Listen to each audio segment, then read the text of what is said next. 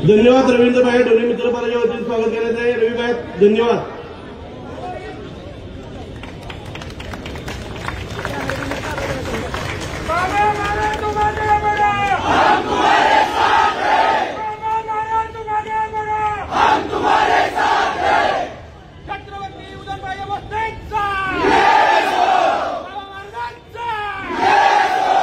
धन्यवाद रवी भैया.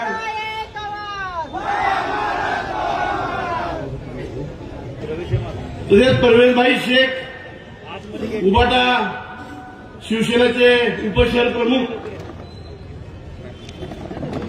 दोन्ही महाराजांच्या वतीनं आदरभाईंचं स्वागत.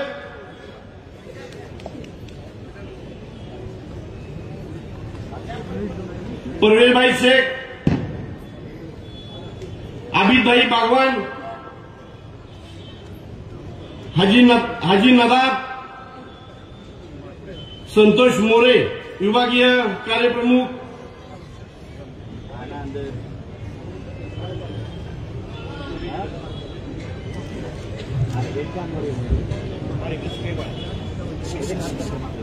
महात्मा फुले युवा दल सतीश शिंदे, युवा नेते राजेंद्र कुंभार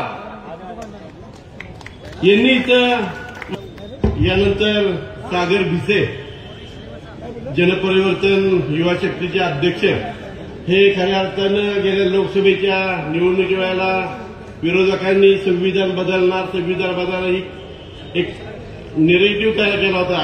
तर एक संविधानाची प्रत दोन्ही महाराजांना सागर भिसे यांच्या हाती देण्यात येते.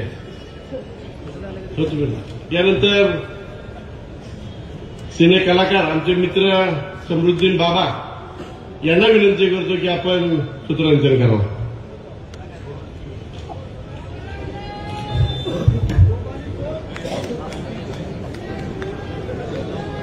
धन्यवाद. दक्षिणोत्तर आली सर मातीतून घमघमले अत्तर, दक्षिण उत्तर आली सर मातीतून घमघमले अत्तर, अष्ट दिशातून अभिष्ट चिंतन झाला जय जयकार, शिवेंद्र बाबा होणार. कसं करण्यात आलं बघा मंत्री बाबा. एक चमक सूरज की नहीं बाबा, ये चमक सूरज की नहीं अपने किरदार की है बाबा, ये चमक सूरज की नहीं अपने किरदार की है. खबर ये आसमान के अखबार की है, खबर ये आसमान के अखबार की है. तत्परता तपस्विता आणि तेजस्विता, तत्परता तपस्विता आणि तेजस्वितेचा नितांत सुंदर आविष्कार छत्रपती श्रीमंत शिवेंद्रसिंहराजे भोसले आपल्याला प्रबोधन करतील. पण एकच मिनिट बाबा, तुम्हाला तात्काळ उभं राहावं लागतंय एका काळ्या माणसासाठी. 2 मिनिटं. कारण काय माहित आहे बघा, त्या दादा फॅन्ड्री, त्या फॅन्ड्रीला जरा धरा. विषय का बघा, हर एक समस्या का समाधान तात्या, हर एक समस्या का समाधान सल्लागारों के ऊपर रहता है. खरं बघायला गेलं तर दुर्योधनाचा सल्लागार शकुनी होता आणि अर्जुनाचा सल्लागार श्रीकृष्ण होता. सल्लागार कोण आहे? त्या समन्वय आणि समन्वयातून संघर्षातून समृद्धीकडे जाण्याचा जो मार्ग आहे. प्रातिनिधिक स्वरूपामध्ये राजू भैया आणि सुनील तात्या तुम्हाला टाळ्यांच्या गजरात स्वागत करावं कार्यकर्त्यांनी. कारण जे जे चांगलं आहे ते घ्यावं आणि सगळ्या दुनियेच्या विकासासाठी दोघांनी एक व्हावं ही भूमिका तुम्ही घेतली. बाबा तुमच्यापाशी मटेरियल तर आहेच आहे, मटेरियल तर आहेच आहे. तर मटेरियल मतलब तन भी सुंदर मन भी सुंदर तुम सुंदरता की मूर्त हो, है कि नहीं? तन भी सुंदर मन भी सुंदर तुम सुंदरता की मूर्त हो, किसी और को शायद कम होगी, साकार वालों की आपकी जरूरत है, साकार वाले की आपकी जरूरत है.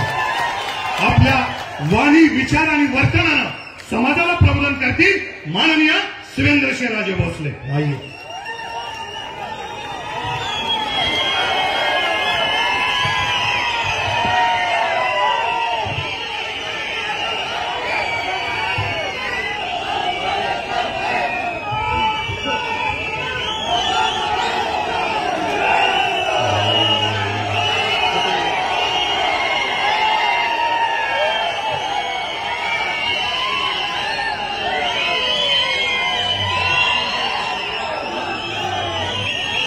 छत्रपती शिवाजी महाराज की, छत्रपती शिवाजी महाराज की, धर्मवीर छत्रपती संभाजी महाराज की जय भवानी, जय भवानी, भारत माता की, भारत माता की।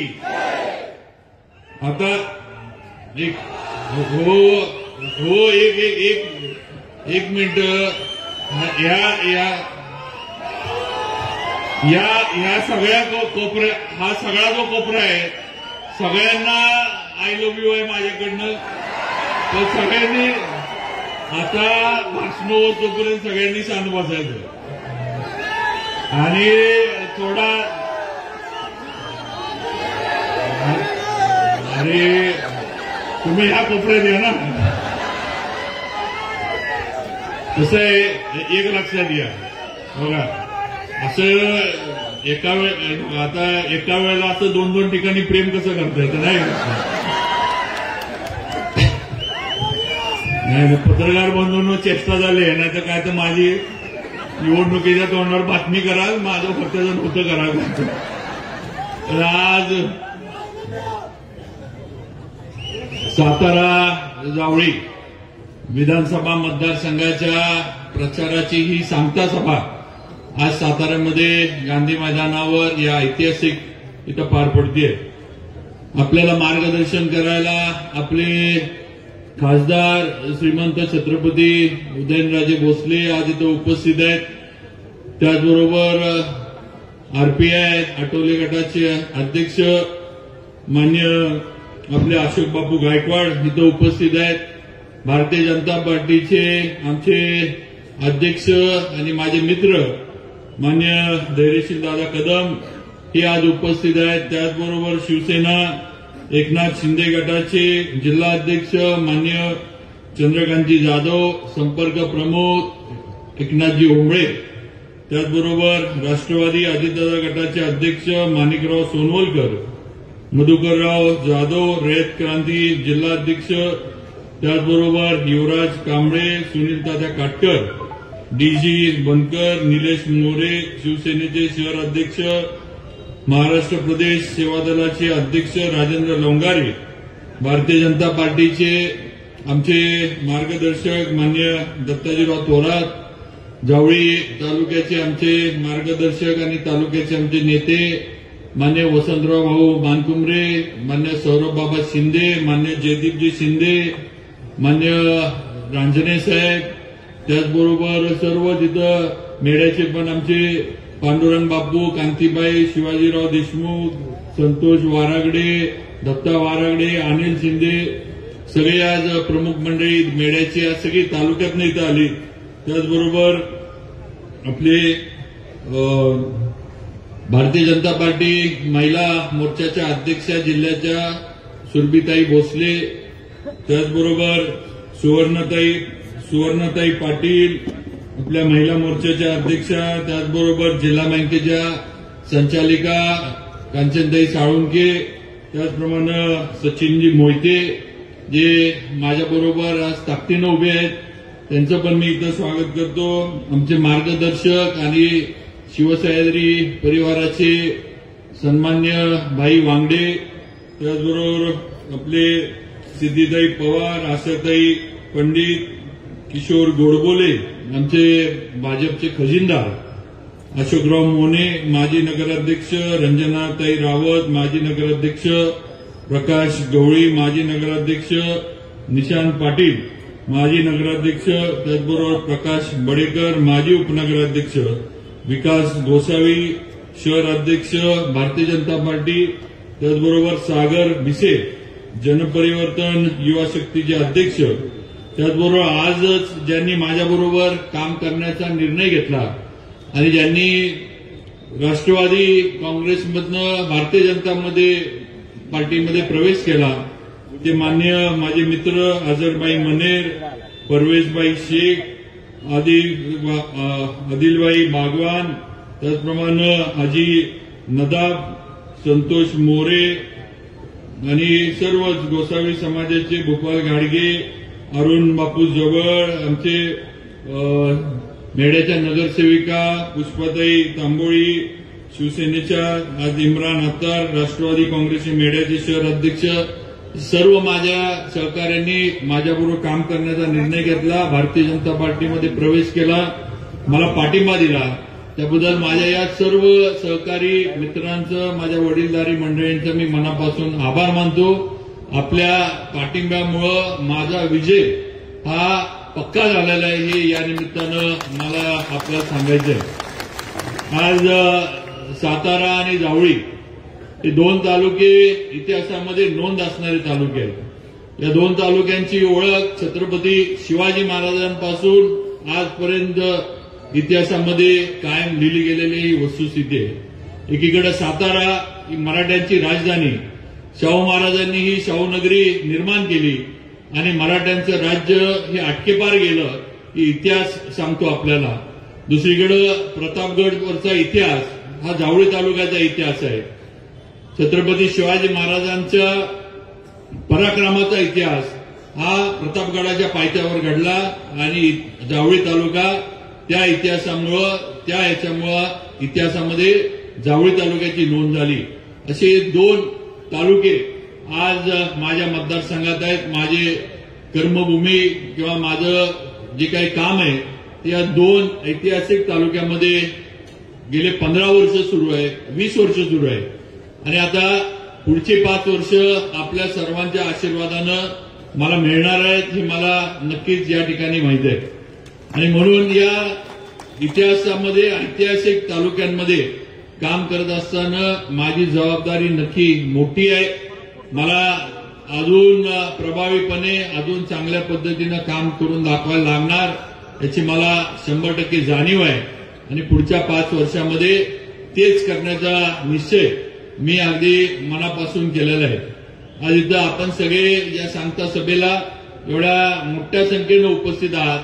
सातारा तालुक्यातील प्रामुख्यानं सर्व मंडळी आणि सातारा शहरातील सर्व वडीलधारी तरुण मित्र माझे मोठ्या संख्येवर आलेत आणि सगळ्यात महत्वाचं म्हणजे सगळ्या माझ्या लाडक्या बहिणी इथं आलेल्या आहेत.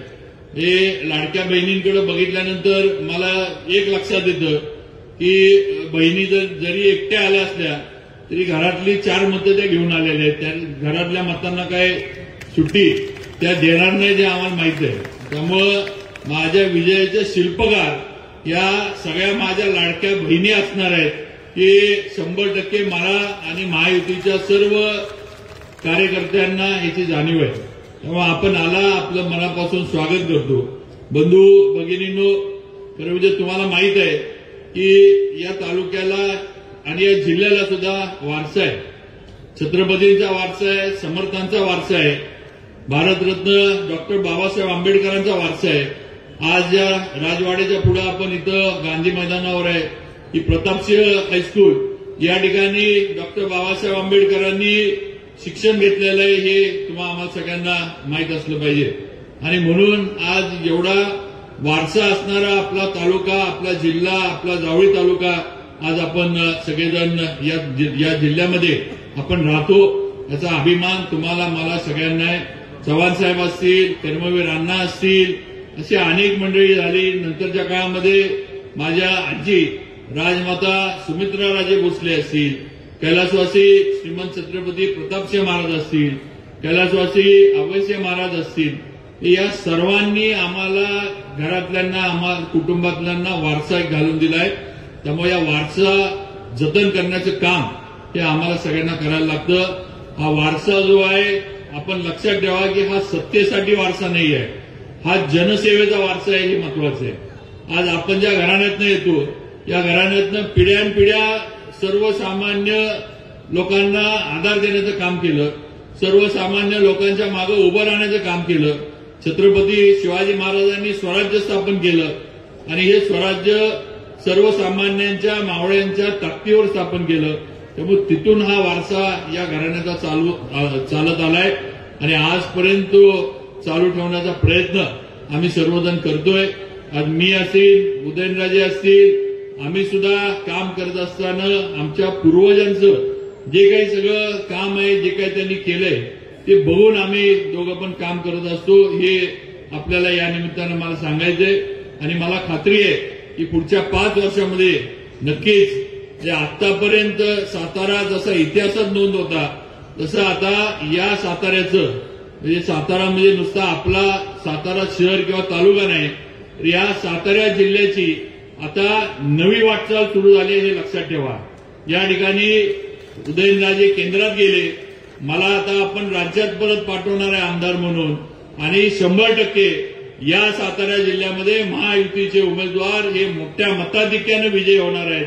आणि महायुतीचा बालेकिल्ला, भाजपचा आणि महायुतीचा बालेकिल्ला म्हणून हा सातारा जिल्हा नावारूपाला येणार आहे.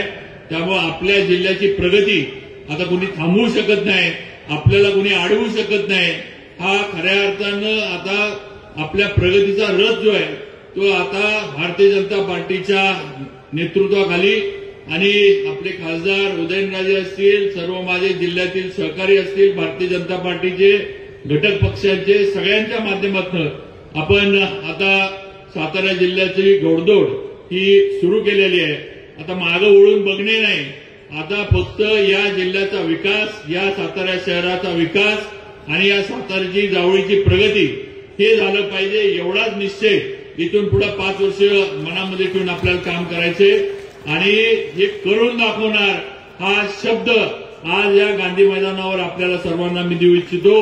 त्यामुळं आपण सर्वांनी जो विश्वास माझ्यावर दाखवलाय तो 100% कामाच्या माध्यमातून येणाऱ्या 5 वर्षात परत एकदा आपल्याला सिद्ध करून दाखवेन की आपण योग्य माणसावर विश्वास टाकला, योग्य उमेदवाराला आपण निवडलं आणि मला मुंबईला पाठवलं.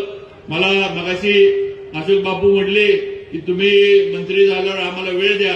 बापू, मंत्रीपद हे माझ्या दृष्टीनं फार काही महत्वाचा विषय नाही. आमदार असताना पण मी मंत्र्यांनी एवढी कामं केली आणि जर संधी मिळाली तर त्याच्या पुढे जाईन. त्यामुळं मंत्रीपद हा म्हणजे हे तुमचं माझ्याबद्दलचं प्रेम आहे की बाबा तिथं जावेत, बसावेत. तर बापू तुम्ही कधीही या, कधीही मला सांगा, हाताला धरून तुम्ही कामं करून घेऊ शकता. तुमच्यापेक्षा वयानं मी लहान आहे, त्यामुळे तुम्ही कधीही मला सांगू शकता की आम्हाला हे करायचंय, किंवा आरपीआय किंवा आमच्या दुसरे पण सगळे मित्र पक्ष आहेत, या सगळ्यांचा अधिकार आहे माझ्यावर. आज माझ्या या विजयामध्ये तुमच्या सगळ्यांचं योगदान, हे सिंहाचा वाटा सगळ्यांचाच आहे हे लक्षात ठेवा. यामध्ये शिवेंद्रराजे ही फक्त निमित्त आहे, मी फक्त एक माणूस आहे, एक व्यक्ती आहे. ताकद माझ्या मागे जी आहे ती तुमची सगळ्यांची आणि स्टेजवर बसलेल्यांची ताकद आहे. माझी एकट्याची ताकद मर्यादित आहे.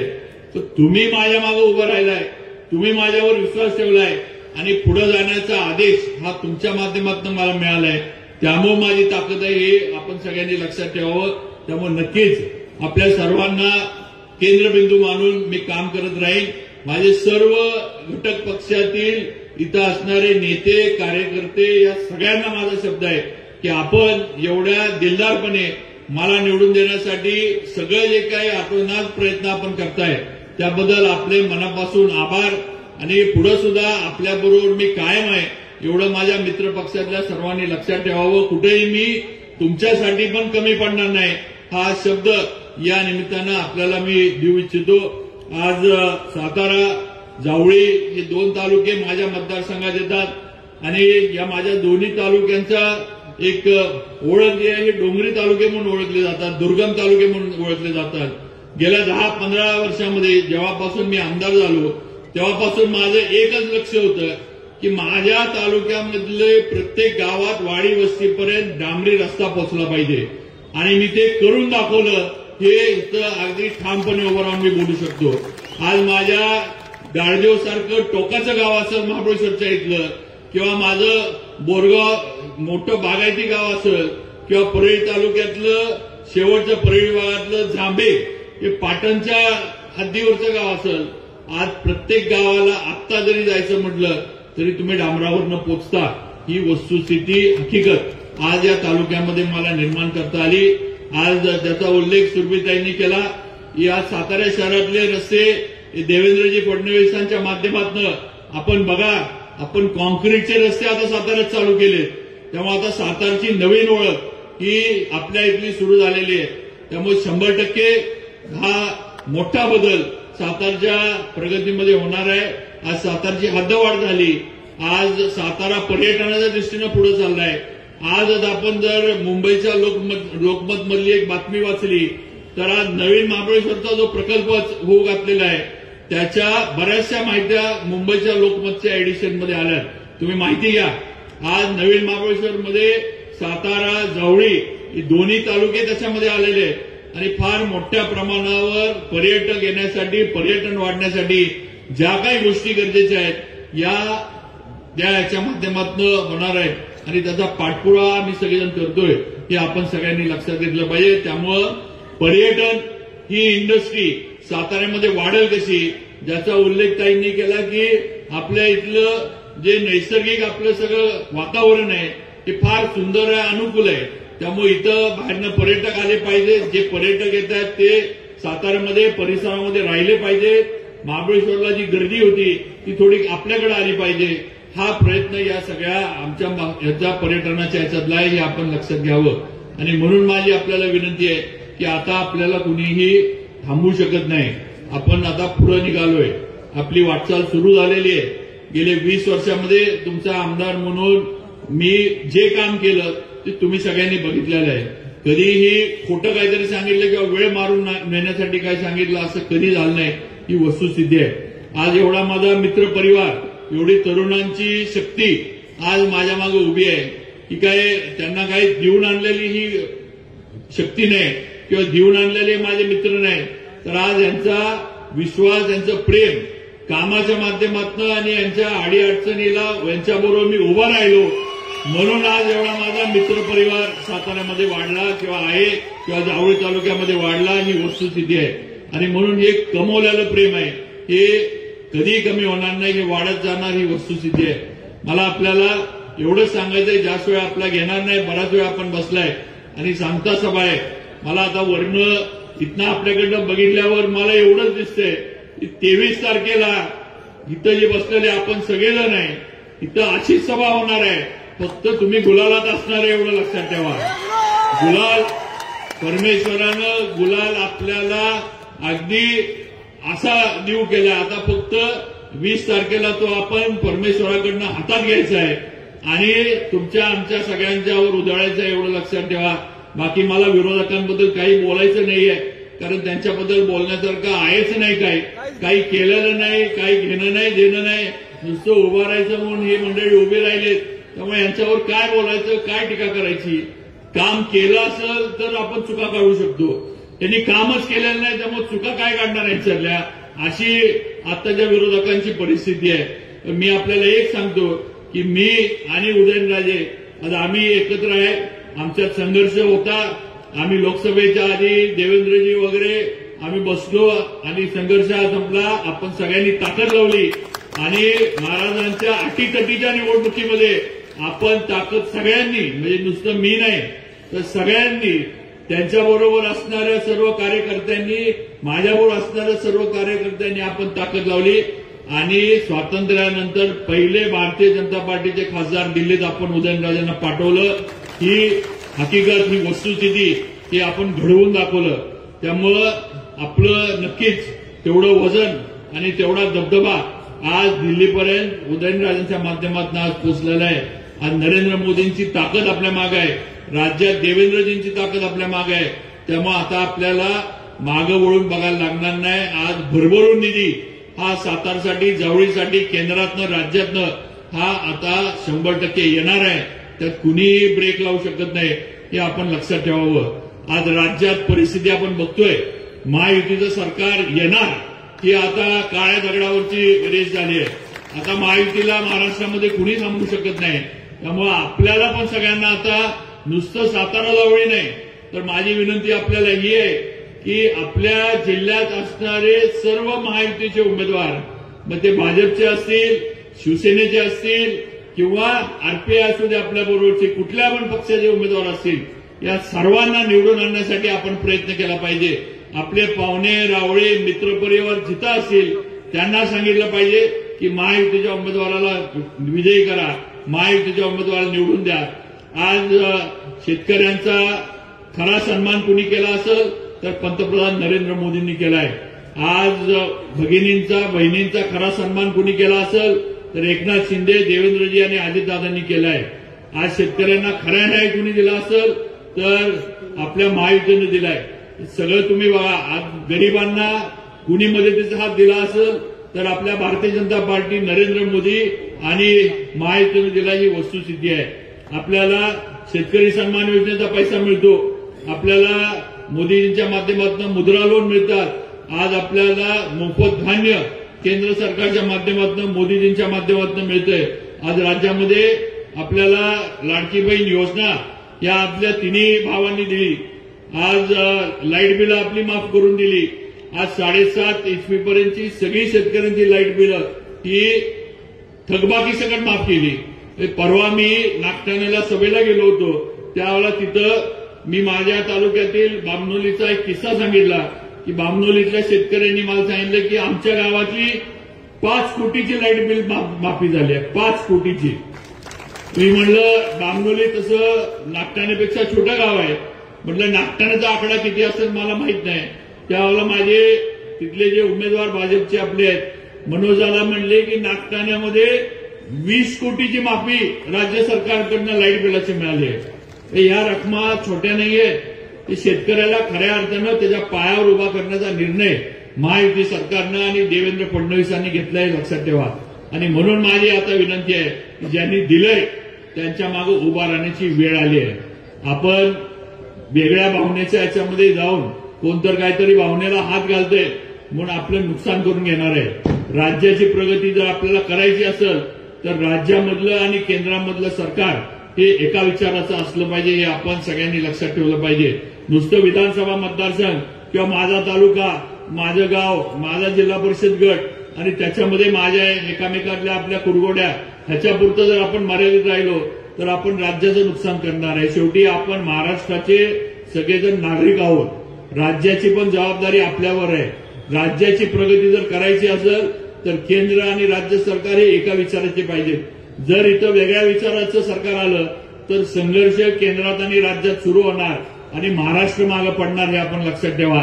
तेव्हा आज केंद्रात भाजपचं विचाराचं सरकार आहे आणि मोदीजी तिथं द्यायला बसले. आता आपण सुद्धा राज्यात भाजपच्या विचाराचं महायुतीचं सरकार आणलं पाहिजे आणि मोदीजी जे देत आहेत ते आपण घेतलं पाहिजे. हे आपण सगळ्यांनी लक्षात ठेवलं पाहिजे. आणि म्हणून येणाऱ्या 20 तारखेला फक्त महायुती आणि जिथं कमळ असेल तिथं कमळ, जिथं धनुष्यबाण असेल तिथं धनुष्यबाण आणि जिथं घड्याळ असेल तिथं घड्याळ, ही भूमिका घेऊन तुम्हाला आम्हाला सगळ्यांना काम करायचंय. आणि म्हणून माझी आपल्याला विनंती आहे की कुठेही आता वेगळा विचार डोक्यात ठेवायचा नाही. आता शेवटचे 2 दिवस राहिलेत. उद्या जाहीर प्रचार बंद होणार. आता गावोगावी ज्यावेळेला तुम्ही जाल त्यावेळेला गावात जाऊन उद्यापासून बैठका घेणं आणि गावामध्ये सगळ्यांना एकत्र घेऊन सांगणं की आपल्याला महायुतीच्या मागे जायचंय आणि त्याप्रमाणे 20 तारखेला मतदान करून घेणं, हे काम आता आपल्याला करायचंय. वातावरण सगळं आपल्या बाजूने आहे. लोक आपल्या बाजूने आहेत, मतदार आपल्या बाजूने आहेत, भगिनी आपल्या बाजूने आहेत, वडीलधाऱ्यांचा आशीर्वाद आपल्याला आहे, तरुणांची शक्ती आपल्या बाजूने आहे. आता हे सगळं जे आहे हे पोलिंग बूथपर्यंत आणणं आणि त्या मशीनमध्ये उतरवणं, हे काम तुम्हाला सर्वांना आता करायचं आहे, लक्षात ठेवा. कारण सगळं चांगलं असताना मताच्या टक्केवारीला जर आपण कमी पडलो तर मग नुसतं बोलून आणि सांगून काय होणार नाही. आता मतदानाची टक्केवारी कशी वाढेल आणि हे जी भावना आपल्याबद्दल लोकांची आहे की लोक आपल्याला मतं द्यायला तयार आहेत. त्यांनी निश्चय केलाय, निर्णय केलाय की या निवडणुकीमध्ये भाजपबरोबर जायचं, शिवेंद्र बाबांबरोबर जायचं. त्यामुळे आता हा जो निर्णय आहे हा आपल्याला मतदान केंद्रापर्यंत आणला पाहिजे. त्या मतदाराला तिथपर्यंत आणलं पाहिजे, त्याच्याकडनं ते मतदान करून घेतलं पाहिजे आणि आपला विजय जो आहे हा पक्का केला पाहिजे. गुलाल जो आहे तो घेण्यासाठी आपल्याला हे करायला लागणार आहे, हे आपण सगळ्यांनी लक्षात ठेवा. आणि मी आज आपल्याला एवढंच सांगतो की इथून पुढं सातारच्या विकासामध्ये, जावळीच्या विकासामध्ये कुठेही काही आम्ही दोघं कमी पडणार नाही. पूर्वीचं संघर्षाचं राजकारण हे आता संपलेलं आहे. इथून पुढे संघर्ष कुठल्याही बाबतीमध्ये अजिबात संघर्ष आपल्याला इथं दिसणार नाही. दिसल, जे काय आमच्या दोघांकडनं तुम्हाला दिसल की फक्त आणि फक्त सातारची प्रगती आणि सातारचा विकास एवढंच तुम्हाला दिसल. हा शब्द या सभेच्या निमित्तानं आपल्याला देऊ इच्छितो. माझी आपल्याला विनंती आहे की सगळ्यांनी या 20 तारखेला आपला हे होणारे जे मतदान आहे महायुतीचा भाजपचा उमेदवार म्हणून कमळाच्या समोरचं बटन दाबून आपण मला द्यावं. परत एकदा या ऐतिहासिक दोन्ही तालुक्यांचं सातारा जावळी या विधानसभा मतदारसंघाचा आमदार म्हणून प्रतिनिधित्व करण्याची संधी ही आपल्या सर्वांच्या आशीर्वादामधनं मला मिळावी ही विनंती आपल्या सर्वांना करतो. एवढ्या संख्येनं आपण आला त्याबद्दल परत एकदा आभार मानतो आणि माझे भाषण थोडक्यामध्ये इथं थांबवतो. जय हिंद, जय महाराष्ट्र.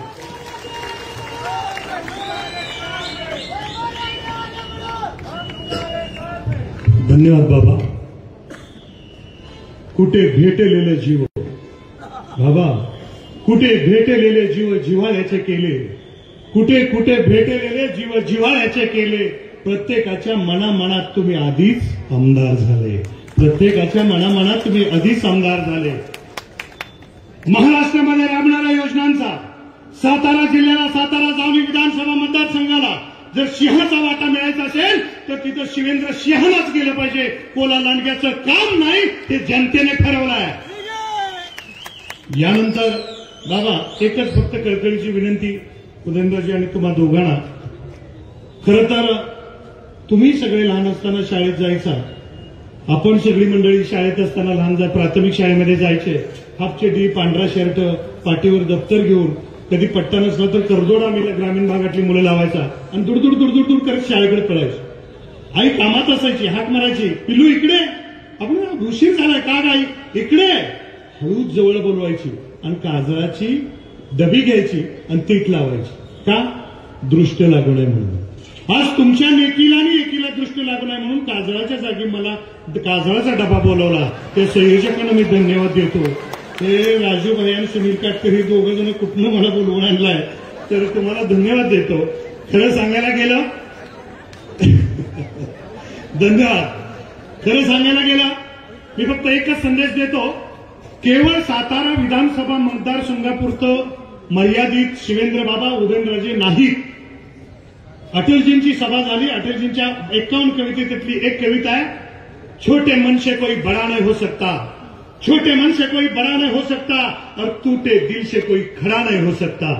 यातलं मर्म जाणून की एकी आणि नेकी राहिली तर उद्या महाराष्ट्राचं राजकारण सातारच्या राजघराण्यातून शिजेल, याची आम्ही अपेक्षा करतो. कारण हा वारसा त्यांना मिळालाय. प्रतापराव गुजरांची एकच अर्ध्या सेकंदाची गोष्ट सांगतो. एकदा बदौलखानाच्या त्यातून माघार घेऊन प्रतापराव गुजर परत आले आणि शिवरायांनी त्यांना पत्र लिहिलं. पत्र लिहिलेलं ते प्रतापराव गुजरांच्या हातात पडलं. त्यांनी ते वाचलं आणि वाचल्यानंतर त्यांची अवस्था काय झाली माहित आहे? वर चढली भिवई, पत्रकार बंधू, वर चढली भिवई दात दाबती ओठ, वर चढली भिवई दात दाबती ओठ, छातीवर तुटली पदबंधाची गाठ, डोळ्यात उठे काहूर ओलावे काट, म्यान्यात नोसळे कुरु इमानी पात, वेगात दवडले वीर मराठे सात, वेगात दवडले वीर मराठे सात. सातारा जिल्ह्यातले सगळे आमदार त्या तुमच्या आशीर्वादानं, कार्यकर्तृत्वानं वेगात तुम्ही घेऊन जाणार आहात विधानसभेमध्ये आणि मंत्रिपदाची शपथ घेणार आहात. जनतेची सेवा करण्याचे राजरक्त तयार आहे. यानंतर मी बोलवतोय कोणाला बघा, ज्यांचा खेळ बी मोठा आहे, ज्याचं बळ बी मोठं आहे, ज्याचा खेळ बी मोठा आहे, ज्याचं बळ बी मोठं आहे. मित्रत्वाच्या नात्यानं हक्काच गेला, अरे तुला हाक मारली तर कंबरट्यात लात घालून परत कवेत घेत. असलं मोठ्याच्या मोठा आशीर्वाद देणार नेतृत्व जवळ आहे. शोभरांच्या कल्पामध्ये सिंहाचा सूर होणारा, देण्यात येते का मी काय म्हणतोय? शोभरांच्या कल्पामध्ये सिंहाचा सूर होणारा, रखरखत्या उन्हात ढासळणारा, मुसळधार पाऊस होणारा, सर्पाच्या प्रदेशात गरुडाचं घर होणारा आणि भावासाठी छातीची ढाल होणारा उदयनराजा तुम्हाला आम्ही निमंत्रित करतोय. श्रीमंत छत्रपती उदयनराजे भोसले यांना या वेलकम.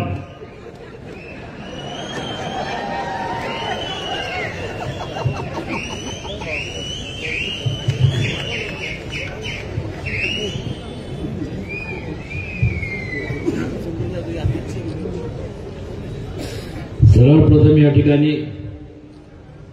व्यक्तिशः माझ्या आणि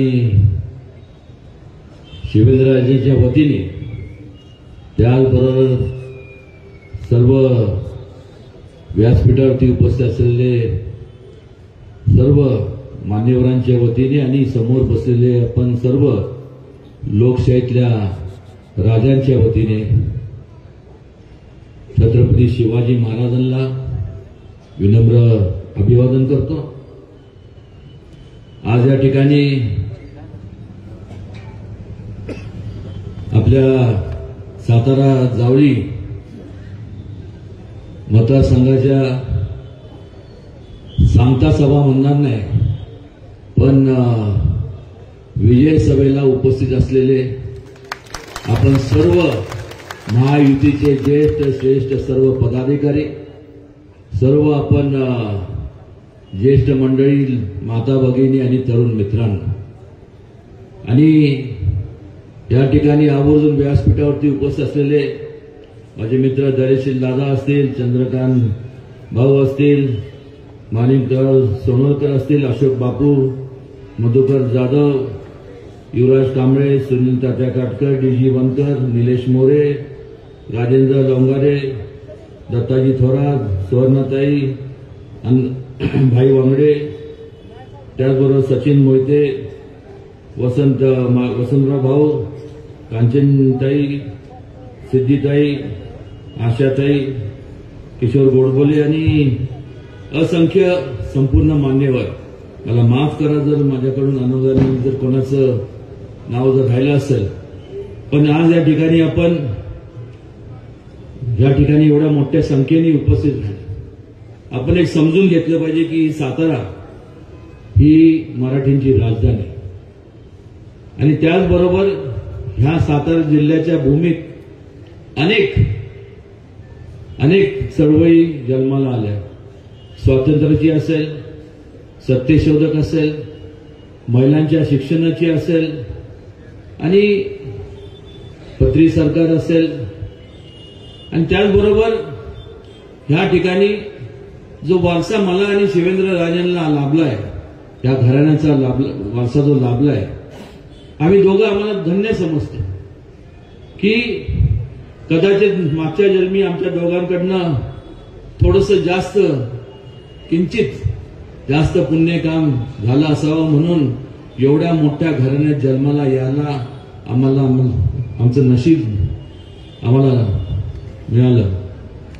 पण मात्र या घराण्याचा वारसा सांगत असताना, या घराण्याचा इतिहास आणि या घराण्याचा वसा पुढे नेत असताना, मी असेल किंवा शिवेंद्रराजे असेल, आम्ही दोघांनी एकच विचार केला, आणि तो म्हणजे सर्वसामान्य लोक म्हणजे आपण सर्व मतदार बंधू भगिनी, आपण जो आम्हाला आशीर्वाद दिला त्यामुळेच आम्ही खासदार आणि शिवेंद्रराजे आमदार आहेत, हे विनम्रपणे आम्हाला या ठिकाणी सांगावंच वाटतं।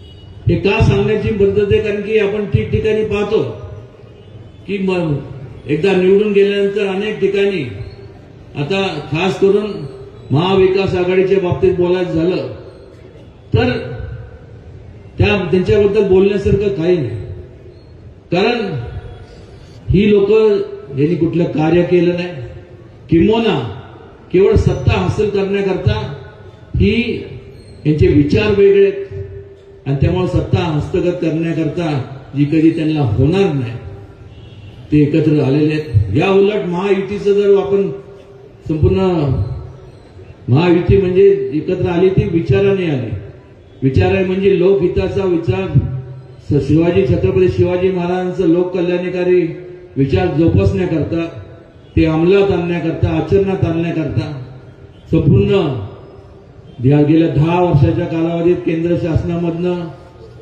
मोदीजींच्या मार्गदर्शनाखाली आणि ह्या संपूर्ण आपल्या राज्यात मग एकनाथ शिंदे साहेब असतील, देवेंद्रजी असतील, अजितदादा असतील, यांचे अनेक मित्रपक्ष असतील, रामदासजी आठवले असतील, यांच्या मार्गदर्शनाखाली अनेक योजना, मग महिलांच्या बाबतीतल्या योजना असतील, शेतकऱ्यांच्या बाबतीतल्या असतील, तरुणांच्या बाबतीतल्या असतील, अनेक योजना ह्या अगोदर त्यांनी जवळपास 60 वर्ष म्हणजे थोडा कालावधी नाही, 7 तप झाले. स्वातंत्र्य नंतरचा काळ बघितला तर केंद्रात आणि या संपूर्ण देशातल्या प्रत्येक राज्यात काँग्रेसची राजवट होती. पण मात्र त्या ठिकाणी आपण जर पाहिलं तर त्यांनी कुठल्याही प्रकारचे ह्या योजना खरं तर त्या काळात राबवल्या गेल्या पाहिजे होत्या. पण का राबवल्या गेल्या नाही? कारण की कुठली योजना राबवत असताना मनापासून अंतःकरणातनं लोकांच्या बद्दल आदरभाव पाहिजे, लोकांच्या बद्दल कळवळा पाहिजे, हा त्यांच्याकडे नसल्यामुळं या योजना राबवल्या गेल्या नाही. आणि मग जे लोक, मग एकनाथजी शिंदे असतील, त्याचबरोबर अजितदादा असतील, मग त्याचबरोबर जे प्रगतीच्या मार्गाने महायुतीच्या बरोबर आले त्या लोकांना कालच ज्येष्ठ म्हणजे वयाने ज्येष्ठ असलेले पवारसाहेब यांनी उद्गार काढला की गद्दार म्हणून. गद्दारी कशामुळे आणि गद्दारी केली म्हणजे काय केलं नेमकं? आज ज्या लोकांनी आपल्याला आशीर्वाद दिले ह्या सर्व लोकांच्या प्रती त्यांच्यापर्यंत विकास कामं न्यायचं असेल तर महायुतीशिवाय पर्याय नाही, म्हणून त्यांनी मार्ग बदलला. या उलट मला त्यांना प्रश्न विचारावासा वाटतो की या अगोदर 60 वर्षाच्या कालावधीमध्ये हे सगळं घडलं असतं तर आज ही परिस्थिती नसते.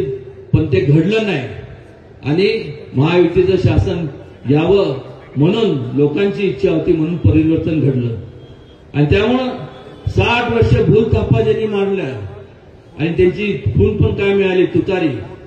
तुतारी म्हणजे फक्त अफवा पसरवण्याची तुतारी, भूलथापा मारण्याची तुतारी.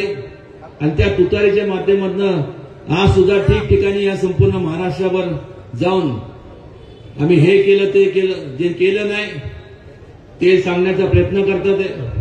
शिवेंद्रराजेंच्या विरोधात जे उभे आहेत, नाव मला आठवत नाही, पण जे असतील ते, त्यांना पण चिन्ह काय मिळालं? मशाल. वा, चांगलंय. आता ते मशाल घेऊन काय करतात ते आपल्याला माहिती आहे. उदयनराजे आणि शिवेंद्रराजेंनी ह्या मतदारसंघात जेवढे कामं केले ते असं शोधत फिरतात किती एवढे कामं झाले. तर आता वेळ गेलेली आहे, विड्रॉलची तारीख संपलेली आहे. त्यामुळं तुम्ही निश्चिंत राहा शिवेंद्रराजे, त्या समोरच्या जो कोण असेल त्याचं डिपॉझिट 1,01% जप्त झाल्याशिवाय राहणार नाही. या उलट एकतर काय करायचं नाही. अमोल कोल्हे सारखा एक खासदार आहे पण बोलायची पद्धत नाही. एक तर स्वतः काय करायचं नाही. महिलांच्या बाबतीत त्यांनी मला वाटतं पुसेसावळी ना, दादांच्या गावातच तिथं सभा झाली. त्या ठिकाणी उद्गार काय काढाय? महायुतीला लागली कडकी म्हणून आणली योजना बहीण माझी लाडकी. अरे लाज वाटायला पाहिजे. एक तर स्वतः करायचं नाही, महिलांच्या संदर्भात कुठलं ध्येय धोरण चांगल्या पद्धतीने राबवायचं नाही, त्याचबरोबर शेतकऱ्यांच्या बाबतीत काय निर्णय घ्यायचा नाही, त्याचबरोबर तरुणांच्या बाबतीत काय निर्णय घ्यायचा नाही, उद्योगांच्या बाबतीत काय निर्णय घ्यायचा नाही. आणि मग नुसतं स्वतःच नाकर्तेपणा दडवण्याकरता आता काय बोलायचं, लोकांसमोर गेल्यानंतर काहीतरी बोललं पाहिजे. ह्यामुळं नुसतं हे चुकीचं आहे, हे वाईट आहे, हे नाही. पण त्यांचं ते 5 कलमी त्यांनी जे काय जो जाहीरनामा प्रसिद्ध केलाय हे आम्ही करू. पण आपण त्यांचा जो जाहीरनामा बघितला तर हे संपूर्ण त्यांनी त्यांच्या जाहीरनाम्यात नमूद केलंय हे महायुतीने ह्या अगोदरच सर्व ह्या योजना मार्गी लावल्या आहेत. ह्या आवर्जून या ठिकाणी मला सांगावं असं वाटतं. आणि निश्चितपणे आम्ही दोघंही तुम्हाला सर्वांना लोकशाहीतले आपण सर्व जे राजे आहेत तुम्हाला केंद्रबिंदू मानून कधीही तुमचं वरती अन्याय होऊन देणार नाही. तुमचं हित जोपासणार, जास्तीत जास्त विकास कामं तुमच्यापर्यंत आम्ही पोहोचवणार. आणि आपल्याला माहित आहे की या ठिकाणी तो पिक्चर लागला होता ना पुष्पा, तर मी तर आहेच, पण आता शिवेंद्रराजांनी मला मागं पाडलं, कारण की ती माझ्याकडे ते नाहीये. त्यामुळं हे काय डायलॉग काय होता, कभी झुकेगा नाही. तसं आम्ही दोघंही पुन्हा अन्यायाच्या पुढं तुमच्यावर अन्याय होता काही झुकणार नाही. तुम्हाला केंद्रबिंदू मानून तुम्हाला जोपासण्याचं काम करणार. आणि मला खात्री आहे ज्या प्रकारे शिवेंद्रराजेंचा झंझावात आहे तो झंझावात मोठ्या प्रमाणात असाच चालत राहावा. जास्तीत जास्त मताधिक्याने आपण त्यांना निवडून द्यावं आणि केलेल्या कामाची त्यांना पोचपाती आपण द्यावी. आणि बाकीचं जे उरलेलं जे असेल बाकीचं उरलेलं पण आहे ते सगळ्यात महत्वाचं आहे. ती जबाबदारी कशी पार पाडायची ती माझ्यावर सोपवा एवढं आश्वासन या ठिकाणी देतो. दुसरं म्हणजे आज या ठिकाणी आपण सर्वजणात वेळ बराच झाला त्यामुळे जास्त वेळ घेणार नाही. प्रत्येक वेळेस आपण ऐकतो फतवा. आता एकच फतवा की शिवेंद्रराजेंना मोठ्या मताधिक्याने विधानसभेत पाठवा. आणि का नाही फक्त संपूर्ण सगळीकडं मनापासून अंतःकरणातनं लोकांच्या हृदयात आता ते स्थान निर्माण केलंय. आणि जास्तीत जास्त संपूर्ण माझ्या आणि खास करून त्यांच्या हातून जास्तीत जास्त लोकांची सेवा आमच्या हातून घडावी एवढंच या ठिकाणी आमच्या दोघांची इच्छा आहे.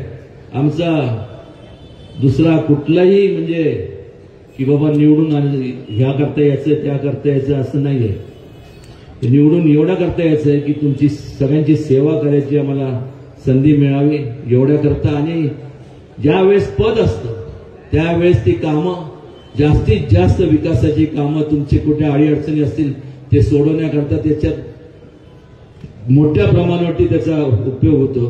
आणि फार मी बोलत नाही पण खरोखर चांगल्या मोठ्या मताधिक्याने माझं तर मत आहे. मागच्या वेळेस शिवेंद्रराजे 2 क्रमांकांनी आले त्यावेळेस मला वाटतं 1 क्रमांकाला अशोक चव्हाण होते, 2 नंबरला शिवेंद्रराजे आणि 3 नंबरला मला वाटतं अजितदादा होते. यावेळेस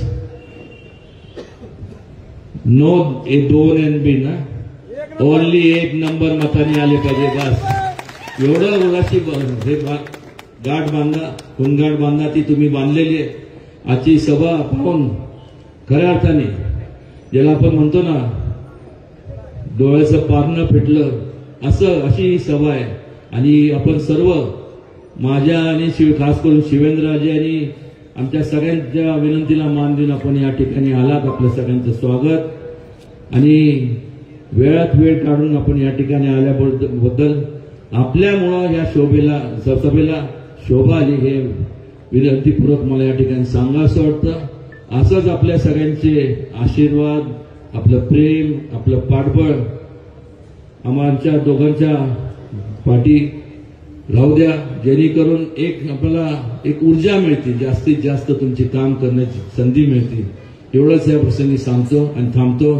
जय हिंद, जय महाराष्ट्र, जय शिवराय. सुरेंद्र बाबा आणि उदयनराजे दोघं हात उंचवतील. टाळ्यांच्या गजरात त्यांचं स्वागत करायचे आहे. विजय म्हणून आजच डिक्लेअर झालेला आहे. तुमच्या आमच्या काळजाच्या साक्षीनं शिवेंद्र बाबांचा विजय झाला ही खुणगाठ मानली. धन्यवाद.